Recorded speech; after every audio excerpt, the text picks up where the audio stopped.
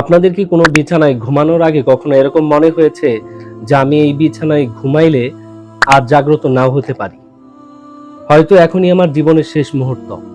এমনটা কি কখনো মনে হয়েছে?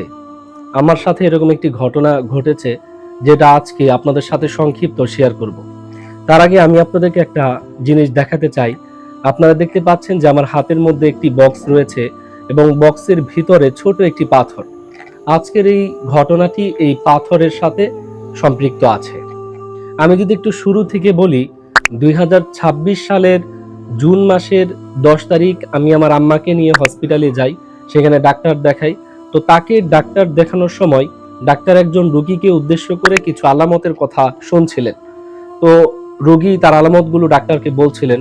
তো ডাক্তার আলামতগুলো শোনার পর বলছিল যে আপনার এই সমস্যাটা হয়েছে, আপনাকে খুব দ্রুত অপারেশন করতে হবে, অপারেশন না হলে আপনার ক্ষতি হয়ে যেতে পারে, মারাত্মক আকারের ক্ষতি হতে পারে।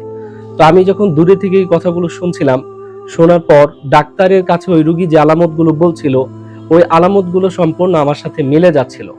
তো ডাক্তার যখন ওই রোগীকে বলল যে আপনার দ্রুত অপারেশন করতে হবে, না হয় বড় কিছু হতে পারে, তো এটা শুনে আমি ভাবি যে আমারও কি এই রোগটা হলো কিনা, আমি একটু ভয় পেয়ে যাই। তো ওই দিন ছিল বুধবার, আমি আমার আম্মাকে নিয়ে ডাক্তার দেখিয়ে বাসায় চলে আসি এবং ওই দিন চিন্তা করি যে আমি পরের দিন বৃহস্পতিবার দিন একটু হসপিটালে গিয়ে আমি একটু দেখবো যে আমার কোনো সমস্যা আছে কিনা। পরে আমি বৃহস্পতিবার দিন হসপিটালে যাই, সেখানে যাওয়ার পর পরীক্ষা করি ডাক্তার দেখিয়ে।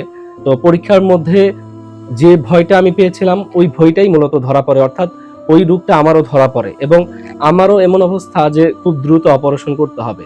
তো পরের দিন শুক্রবার আমি যে হসপিটালে মূলত চিকিৎসা করিয়েছিলাম, ওই হসপিটালে প্রতি শুক্রবারে ঢাকা মেডিকেল থেকে একজন ডাক্তার আসেন, যিনি মূলত এই অপারেশনটা করেন। তো আমিও যেহেতু তাকে দেখালাম, দেখানোর পর উনি বললেন যে আপনি খুব দ্রুত অপারেশন করে ফেলেন। তো আমি ওই দিন অপারেশন করার মতো চিন্তা নিয়েই সেখানে গিয়েছিলাম। তো ডাক্তার আমাকে ভর্তি হইতে বলল। তো সেখানে আমার সেই দিন অপারেশন হলো। আমি যদি অপারেশনের অভিজ্ঞতাটা আপনাদের সাথে একটু শেয়ার করি যে অপারেশনটা আসলে কেমন, যে অপারেশন করলে কেমন অনুভূতি হয়। অপারেশন করার আগে মূলত ফিটনেস টেস্ট করা হয় যে এই রুগীকে আসলে অপারেশন করা যাবে কিনা। আমি যদি আমার রোগটার কথা একটু বলি, আমার হাতে একটি বক্স দেখতে পাচ্ছেন, এই বক্সের মধ্যে কিন্তু পাথর আছে।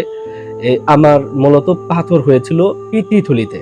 তো পিত্তিথলিতে পাথর হয়েছিল, এটা আমাকে অপারেশন করতে হবে।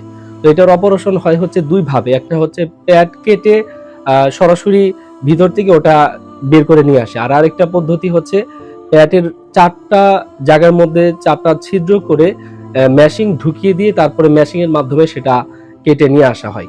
তো বেশিরভাগ মানুষ যেহেতু মেশিং এ অপারেশন করাটা সহজ, এটা করে। আমিও মেশিং এ অপারেশন করেছি। যাদেরকে মূলত মেশিং এ টেস্ট করে তাদেরকে একেবারে অজ্ঞান করে নেয়, আর যাদেরকে কেটে করে তাদেরকে পুরোপুরি অজ্ঞান করে না। তো অজ্ঞান করার জন্য, পুরোপুরি অজ্ঞান করার জন্য ফিটনেস টেস্ট করে, যার মাধ্যমে দেখে যে রুগীকে পুরোপুরি অজ্ঞান করা যাবে কিনা। তো আমাকে যখন এটা করার জন্য এখানে নিয়ে যাওয়া হয় এবং সেখানে টেস্ট করার পর যখন দেখে যে না আমি প্রস্তুত আছি এবং আমার শারীরিক অবস্থাও এরকম যে করা যাবে অপারেশন, সেখান থেকে তারপর আমাকে অপারেশন থিয়েটারে নিয়ে যাওয়া হয়। আমি যদি অভিজ্ঞতার কথা শেয়ার করি যে ওইখানে আমার কেমন লেগেছে, আমি বলবো যে অপারেশন থিয়েটারে নিয়ে যাওয়ার পর নর্মালি অন্য মানুষের মতো আমিও ভয় পেয়েছিলাম, যেহেতু একটা চিকুন একটা বেডের মধ্যে শোয়ানো হয়। আমি শুরুতে বলেছি ভিডিওর যে আপনাদেরকেও কখনো মনে হয়েছে কিনা এখানে শুইলে নাও জাগ্রত হতে পারি। তো আমাকে যখন ওই বেডের মধ্যে শোয়ানো হলো, শোয়ানোর পর ডাক্তার এবং আশেপাশে যারা ছিল তারা বলতেছিল যে আপনি দোয়া দরুদ পড়তে থাকেন, এটা একটা খুবই গুরুত্বপূর্ণ অপারেশন, আপনি দোয়া দরুদ পড়তে থাকেন যাতে আপনাকে যেন আমরা সুস্থভাবে আবার ফিরিয়ে নিয়ে আসতে পারি। তো আমি ওখানে শুয়ে আমি একটু ভয়ই পেয়ে যাই। তো তারপর ডাক্তার আমার হাতের মধ্যে দিয়ে ওষুধ দেন, মুখের মধ্যে অক্সিজেন লাগান, তারপর আমি বেহুশ হয়ে যাই। আমাকে অজ্ঞান করার জন্য যে মেডিসিনটা দেওয়া হয়েছিল, এটা দেওয়ার পর আমার মনে হচ্ছিল পৃথিবী কেমন যেন ঘুরতেছে। তখন আমি ডাক্তারকে বলি যে আমার তো কেমন যেন সবকিছু ঘুরতেছে। তো ডাক্তার বললো যে কোনো সমস্যা নেই, কথা বলতে বলতে আমি অজ্ঞান হয়ে গেছি। তারপর আমি যখন চোখ খুলছি তখন দেখি যে ডাক্তার আমাকে ডাকতেছে যে আপনার অপারেশন হয়ে গেছে। অপারেশন করার পর যখন আমি জাগ্রত হয়েছি তখন আমার শরীর খুব ব্যথা ছিল, গলা খুব ব্যথা ছিল, আমার কেমন যেন একটু শ্বাস নিতেও কষ্ট হচ্ছিল।